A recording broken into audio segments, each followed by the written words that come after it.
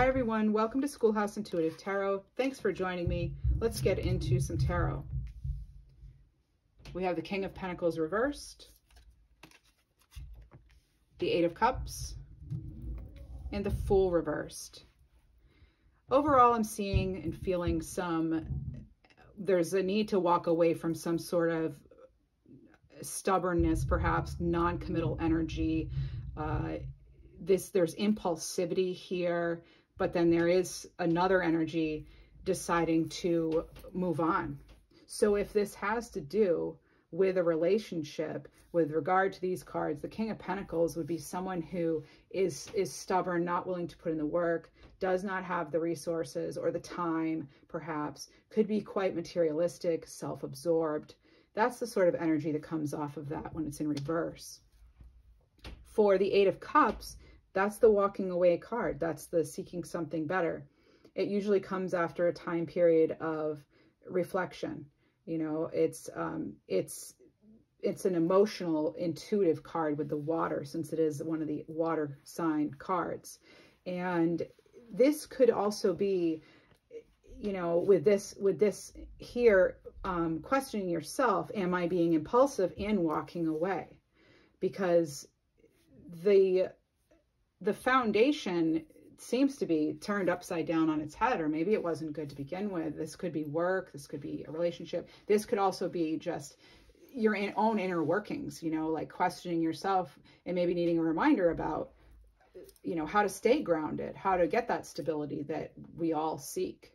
And this could be then seeking it out, finding ways to do that. It could be, if it has to do with money, it could be getting financial help from maybe an advisor. It could, you know, how do we straighten this out so it's upright and it's not the bad business that it is when it's like this. The Fool in reverse, that's an energy of, it could be a false start to something. It could be recklessness, indecision, being careless. Again, this could be in a relationship where it's just, you know, just for fun and not committal. It could have to do with money, where you're just not feeling like maybe your resources are being put in the right place. This is about holding back. This is about a fear of commitment. And if it has to do with love, it would be someone not wanting to necessarily take the relationship seriously, perhaps.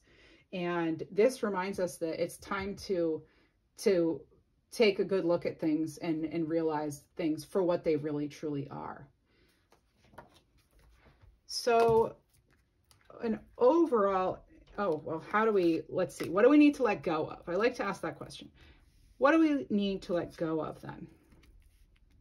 Conflict, the fighting, the inner conflict that occurs in certain situations, the, you know, trying to get your point across. That could be an energy you're dealing with, someone who's always having to try to be right. This is, again, more stubbornness.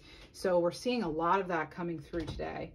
And how do we get what we want? The Page of Cups.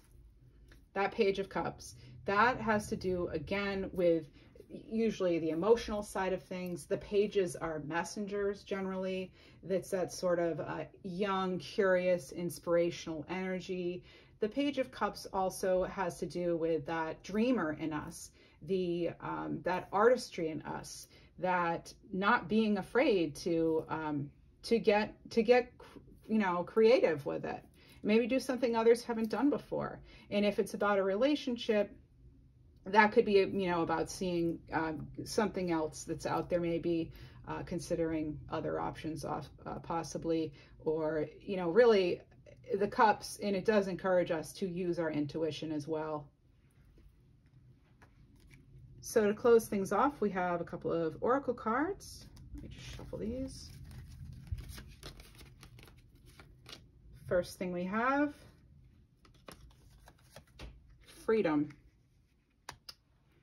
Well, this makes sense with the walking away. I possess the power and the free will to create my own happiness. These go together nicely. And finally, we have growing means taking little steps. Action is power. Reminding me of the Fool card here in reverse. So we don't have to go all at once, because then generally it's going to be shaky ground. We're not going to have that solid foundation. But every little step you take is going to get you to where you want to be. And every step you take leads to more of a sense of freedom. And once you're in that energy yourself, there is no limit to what you can do. You know, it's like, just because everything's not available to you right now doesn't mean that you can't get started, right? So let's get a little charm for you. This is, I don't know if you can see it, but it's a very small dove here. And it is flying. It's flying away. There's that freedom. Okay. And then we have a 4-leaf clover. Oh, luck. Maybe in stepping out and walking away from whatever this is, this energy here will actually lead to the freedom and enable you to grow in the ways that not being bound to that ungrounded stubbornness would allow. So don't be afraid to follow your intuition. And remember, fear is not intuition.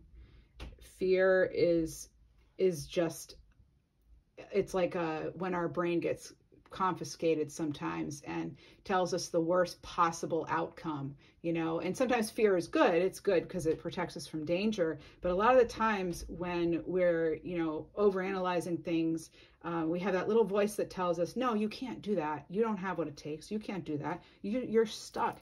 You are never stuck.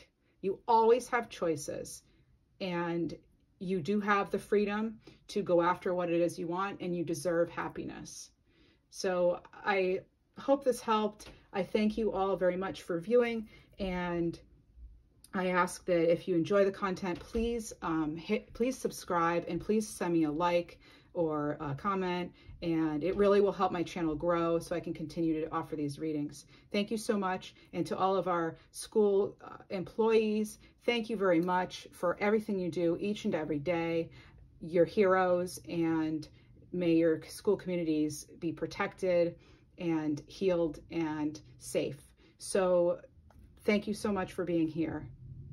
Goodbye.